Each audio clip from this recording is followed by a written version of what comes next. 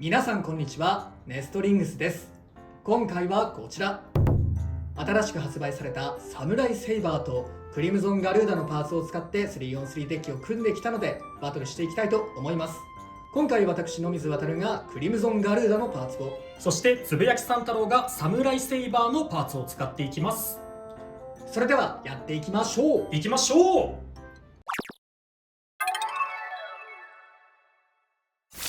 最初にシュートポジションを決めるじゃんけんをします。最初はグー、じゃんけんぽい。左。お互いのファーストベイ。せーの、じゃん。サムライセイバー 960T。 エアロペガサス 470TP。 ファーストバトル、レディーセット。3、2、1、ゴーシュー。おお、一撃の入った。おお、2撃目も決まってきた。さあ、真ん中で落ち着きながら少しずつ持久戦も視野に入れていこう。スタミナがどんどん減ってきてるな。さあ、エアロペガサスどうだ。いや、ペガサスの安いや定感。でも、おお、よしよしよしよしよし。スピンフィニッシュ。エアロペガサスに1ポイント。よーし、トランスポイントローで始めたけどハイになってるね。あ、やっぱ試合中にもちゃんと動くんだね。そうだね、ハイからローには簡単に変わるんだけど、ローからハイはねちょっと難しいかなと思ったんだけど、やっぱりねこうぬるっと上がるからローからハイにも結構変わっちゃうね。お互いのセカンドベイ。せーの、じゃん。フェニックスウィング 360L。 クリムゾンガルーダ 560T。 セカンドバトル、レディーセット。3、2、1、ゴーシュー。さあガルーダアタックしてけ。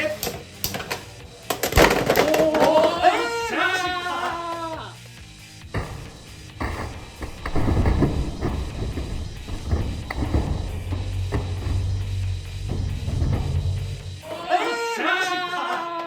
オーバーフィニッシュ。クリムゾンガルーダに2ポイント。ー、よーし、アタック力結構あるぞ。お互いのサードベイ。せーの、じゃん。テラノビート 270U。 シルバーウルフ 360FB。 サードバトル、レディーセット。3、2、1、ゴーシュー。さあ、できるだけアタックしないと危ないよ。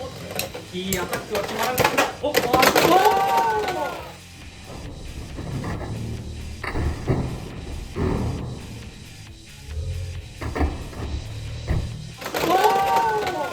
ーストフィニッシュ。ティラノビートに2ポインやったぜ。くー、サードバトルでも勝敗が決まらなかったのでデッキの順番を入れ替えて続きからやっていきたいと思います。ト。お互いのフォースベイ。せーの、じゃん。サムライセイバクリムゾンガルーダ。フォースバトル、レディーセット。3、2、1、ゴーシュー。いやー、そこに行くのはナイス。ー。いいの入ったが。こっちも攻撃決めたいよ。いや、いないんだ、いないよ。中盤が全然当たらん。いや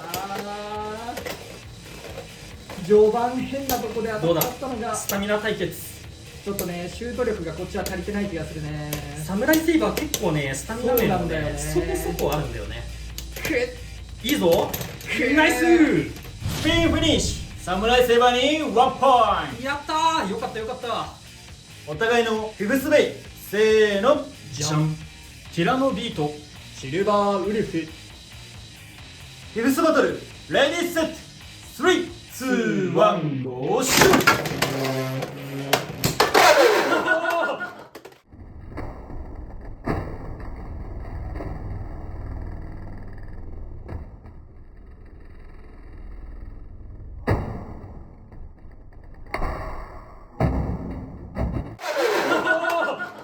オーバーフィニッシュ。ティラノビートに2ポイント。よってこの勝負はつぶやきさん太郎選手の勝利だ。やったぜ。いや、ティラノが結構ポイント取ってくれたな。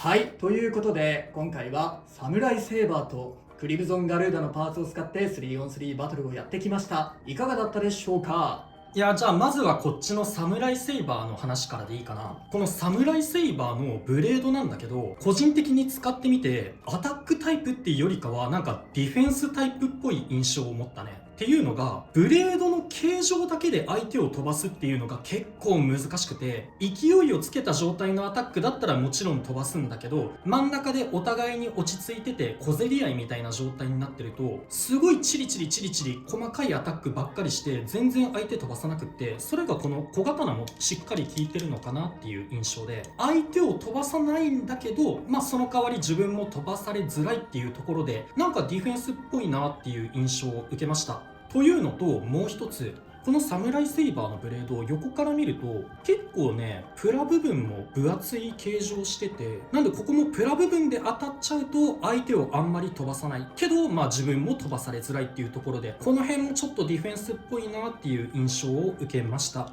なのでスタミナもね、アタックタイプにしては結構残りやすいので、ちょっとバランス良さめのブレードなのかなとは思います。で、このサムライセイバーのブレードが横から見ると分かりやすいんですけど、なんか逆台形みたいな形状をしているので、ラチェットが結構むき出しになりやすいかなと思ったので、今回960を使ってあんまりラチェットには当たらないようなカスタマイズにしてみました。と、今回テーパーを使ったのは、このサムライセイバーが勢いつけないとアタック力弱めっていうところで、エクストリームダッシュができるようにテーパーというのと、プラ部分に当たらないようにバトルの勢いがある序盤の時は斜めにして金属部分で当たれるようにっていうことで、今回このテーパーを使用しています。勢いのある序盤は斜めでうまくアタック決めて、中盤から終盤にかけての勢いが減ってきたところでは、スタミナがそこそこあるサムライセイバーの持久力と飛ばされづらいディフェンス性能を生かしたカスタマイズにしてみようかなと思って、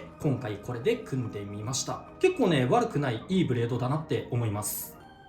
あとはこのビットのレベルも新パーツ。このレベルもね、ちょっとたくさん使わないといいところを見つけづらいかなって思うんですけど、まだ発売されたばっかりで試しに何回か使ってみた最初の感想としては、このビットの形状の軸先が太いっていうところと、ちょっとね、高さ的にもLF ビットに似てるんですよね。ちょっと背が低めのビットかなと思います。なので LF とちょっと比べてみた時なんですけど、レベルビットは LF よりも暴れないけど、その代わり LF よりかはスタミナが残りやすいビットかなっていう風に思いました。ただバトルの中盤ぐらいになった時に動き方が一気に変わって、真ん中でここのラインをくるくる回るような動きになっちゃうので、この中盤の時はあんまりアタックがうまく当たらないかなっていう印象はありましたね。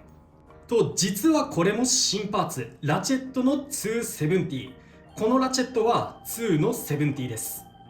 では次に私が使ったこのクリムゾンガルーダ、このブレードはかなり面白いブレードだなって思いました。まずそもそもこのクリムゾンガルーダは2枚刃のような形状をしているんですが、やっぱこのランチャーフックが3つということもあって、こっちは奥がメタルでこっちはメタルがなくてみたいな感じの形状になっていることもあって、ちょっとアンバランスな印象はあります。めちゃめちゃブレるとかではないんだけれど、綺麗かと言われるとどうなんだろうっていう感じの重心バランスだなとは思いました。で、今回バトルで見てもらった通り、意外と相手を飛ばす、アタック力があるブレードだなと思いました。もちろんこの側面の攻撃するような部分でも結構強いアタックをねしてくれるような印象はあるんですが、今この横の面を見た時にお気づきの方もいるかもしれませんが、ランチャーフック部分がむき出しみたいな形状になっているのが結構ミソだと思っています。ランチャーフック上に出っ張ってんだよね。そうなんですよね。それでここの部分ちょっと分かりにくいんですけれど、ランチャーフックに何かと当たった傷みたいなのがあって、